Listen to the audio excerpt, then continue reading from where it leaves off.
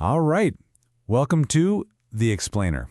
Today, we're diving into something that, we've all been a part of, but maybe never really truly understood. We're talking about what actually happens when we try to learn something together as a group. You know exactly what I'm talking about, right? You're in some team-building exercise, you're following the instructions, you're trying to work with everyone, but there's this whole other thing happening that you can't quite put your finger on. It feels like a mystery, and you're right in the middle of it. Well, researchers actually have a name for that mystery. They call it a black box. It's a great term. See, we know the inputs. That's the people, the rules, the room, and we see the outputs. Sometimes the team gels and you learn something amazing, and sometimes not so much. But the process in between, what goes on inside that box, it's often a total unknown. And here's the big idea we're exploring today. What if our usual way of thinking, breaking everything down into its little pieces, is the very reason we can't see what's going on? What if we've been looking at it all wrong? This explainer, which is based on a really fascinating new analysis of theater exercises, it offers a totally different way to see inside that box. Okay, so to get this new perspective, you have to do a little mental flip. It's kind of like looking at that famous optical illusion, Rubens' vase. You know the one. You can see two faces looking at each other, or you can see a vase in the middle. But you can't see both at once. To really get this, we have to stop focusing on the faces, the individual people, the chairs, the rules, and train our eyes to see the vase, the whole world of relationships that connects everything together. So here it is, side by side. The old view sees a bunch of separate things that just kind of bump into each other.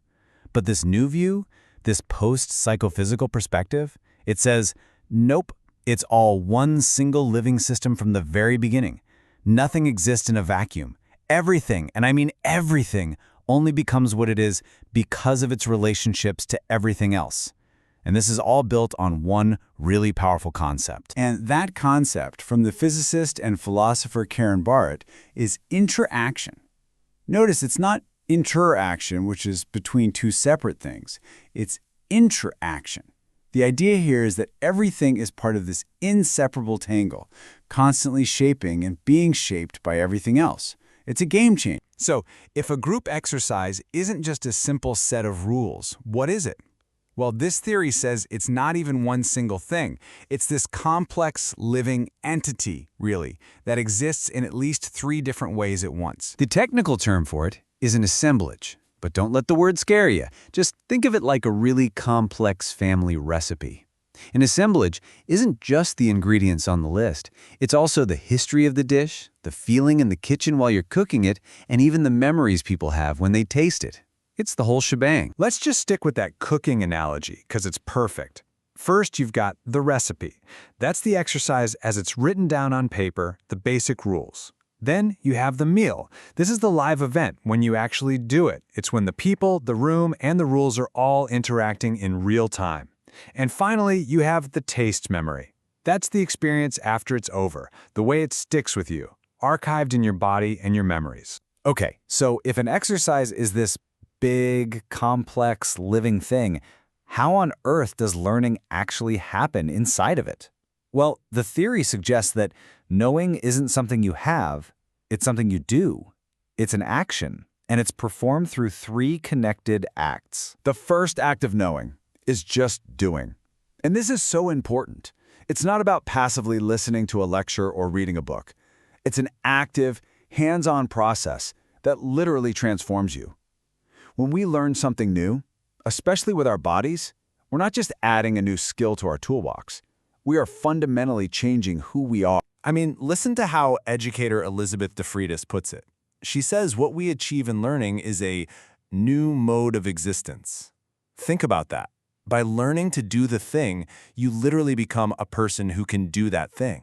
It's a total shift in your being. Now, the second act, relating, this is where things get really wild. The idea is that we don't just learn from other people, we learn with them and with the room itself, with the objects in it, with the history of the space.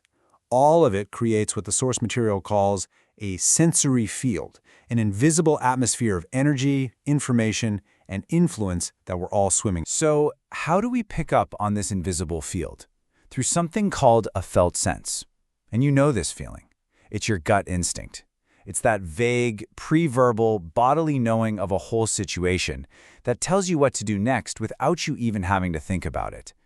It's your body being smart. And the stuff that's flowing through this sensory field, the current, is something called affect. Now, it is so important not to mix this up with emotion.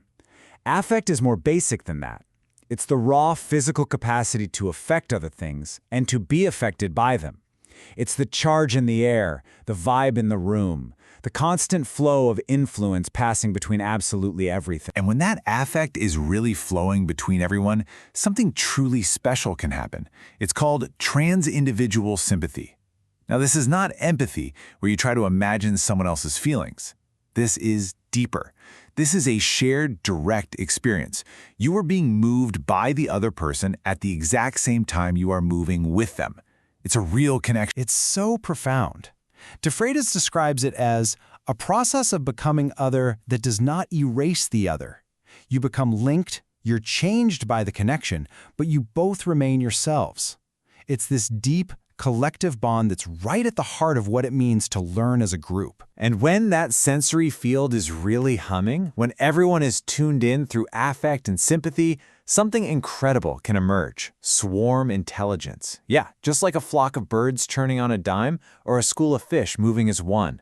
The group starts to act like a single, self-organizing mind. There's no leader shouting orders. The intelligence isn't in any one person's head. It's in the web of relationships between them. The task gets done through the group, almost like the solution is just flowing through them. It's amazing. Okay, so we've got doing and we've got relating. That brings us to the third and final act of knowing, the moment it all just clicks. This is immersion. The best way to think about this is with the metaphor of jumping into a swimming pool. The second you're under the surface, you're in a totally different world, right? Water is not air. Your entire being, all your attention, is focused on this new reality. That's immersion. That's the state of flow, where you are completely and totally inside the knowledge. Okay, looking at a theater game this way is, well, it's pretty mind-bending. But you might be wondering, so what? Why does this matter if I'm not in a workshop? Because this is so much bigger than just theater. This is a whole new way of understanding how we all learn. Anytime, we learn with our bodies and with other people. Think about a basketball team that just clicks and moves as one, a jazz band improvising, a master craftsman teaching an apprentice, even just a really great conversation that flows effortlessly.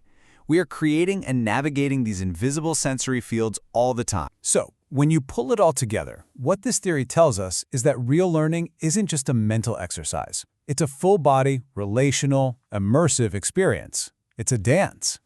And that leaves us with a question to chew on. When was the last time you jumped into the pool of learning?